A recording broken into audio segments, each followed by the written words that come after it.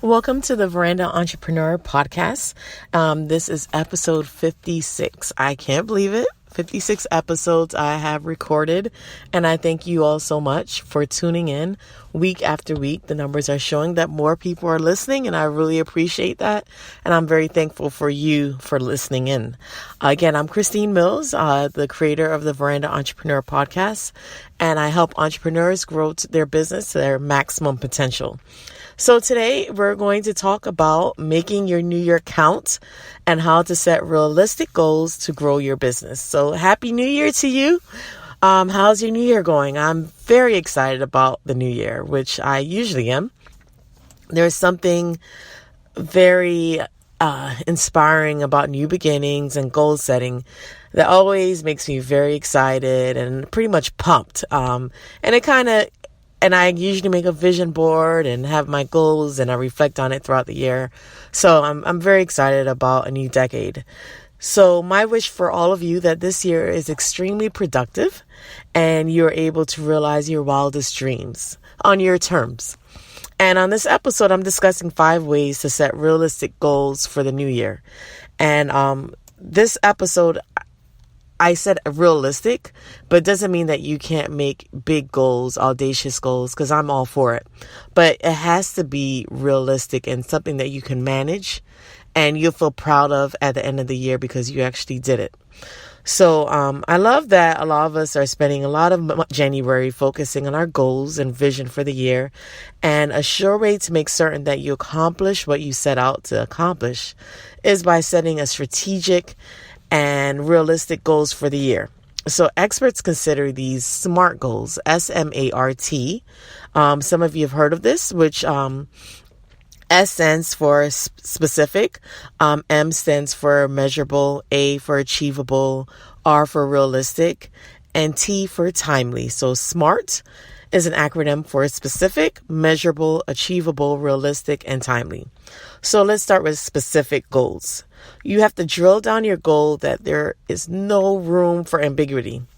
So when someone says that their goal for their business is to grow their company, that gets them nowhere. To make your goal more specific, you really have to drill it down, and you have to say, for instance, my goal is to grow my customer email list by 20% by year end. You know, that specific goal really helps you to create an action plan around it, so it becomes more attainable. And then you have measurable. So my dad used to build furniture, and he still does for many years, and he always says, measure twice, cut once. And measuring is really key to making a successful piece of furniture, making sure it's custom built and it fits right in. So our goals are the same way. You have to make sure that you're measuring it and that it's so you can make sure that it's actually doing what it's supposed to be doing and that you'll have a successful year. So I will say measure 4 times and cut once. So make sure every time you're going back to your goal that you're measuring it. If it's weight loss, you're measuring it. How do you measure it? You weigh yourself. You measure yourself with tape measure. You try on your clothes. Those are all measurable steps. If you're growing your customer list, how many downloads did I get on my podcast last month? Is it growing? Is it not? Why is it not growing? You know, numbers don't lie. And I like to say numbers are your friend. So find ways to make sure that you're measuring your right stats. Your stats may not be the amount of Facebook followers you have or the amount of likes you have on a post. It might be you're starting off with consistency, that I am going to consistently record a podcast every week. That's one of my goals for the year, is to consistently record a podcast every week. And then I think that behaviors really dictate the ability to measure results, because your behavior is going to give you results. So if going back to something what a lot of us have on our goal for the year is to lose weight. So if we were to say losing weight, rather than say lose weight, I'm going to eat 1,500 calories every day. And I'm going to drink 3 gallons of water every day. And I'm also going to walk for 30 minutes a day. Those behaviors are going to create measurable results. So in my previous example of the email list and the person who wants to grow their customer email list by 20%, the specific goal was 20%. That's measurable. And then also you're able to garner that and watch it throughout the year. So the next one is achievable. You have to make sure your goal is achievable. I think the lack of creating an achievable goal is a recipe for a disaster. I'll repeat that. The lack of creating an achievable goal is a recipe for disaster. Think about the many times we are guilty of doing just that, right? I'm going to work out twice a day, even though you know you only have half an hour to spare each day after work. Or I'm going to save $1 million by the end of the year when you know your salary is $30,000 per year. Or I'm going to read 5 books a week when you only have 15 minutes a day to read.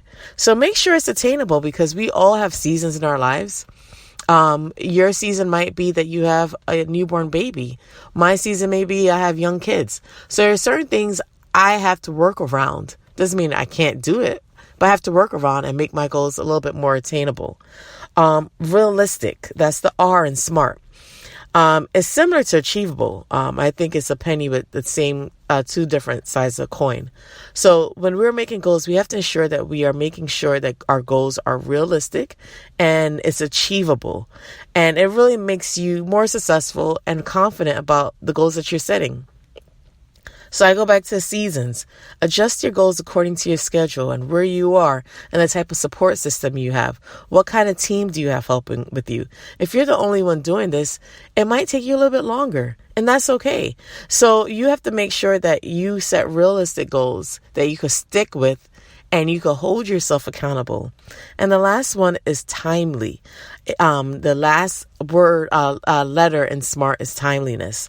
So a goal means nothing if there's no timeline to punctuate it. I like to call the timeline the period at the end of a sentence. So every goal should have a timeline. Going back to my previous example, I could say I will increase my customer newsletter list by 20% within the first 3 months of the new year. Once I give a deadline to a goal, I have to break down what I must do during those weeks and days and hours to make it happen. So just to recap, SMART goals, an acronym for specific, measurable, achievable, realistic, and timely. Make sure that you are drilling down your goals as specific as possible. Make sure it's measurable, that you have ways that you are measuring your success. And don't look at your neighbor's success. Look at where you are.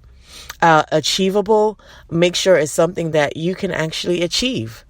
Don't set yourself up for failure. Realistic to who you are and the season you are in your life right now. And timely, make sure you have that period at the end of your goal. Timeliness is a period. It's a punctuation at the end of your goal. I used to work with young kids, and this is their thing, is like whenever you say something, they say period.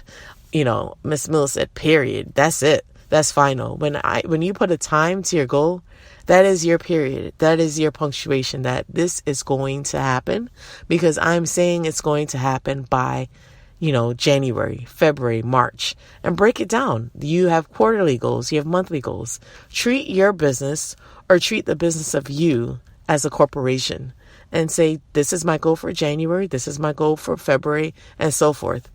I wish you all a great new year. God bless you all. I have a really good feeling about 2020. And I think the best way to start is to make sure that you are setting SMART goals.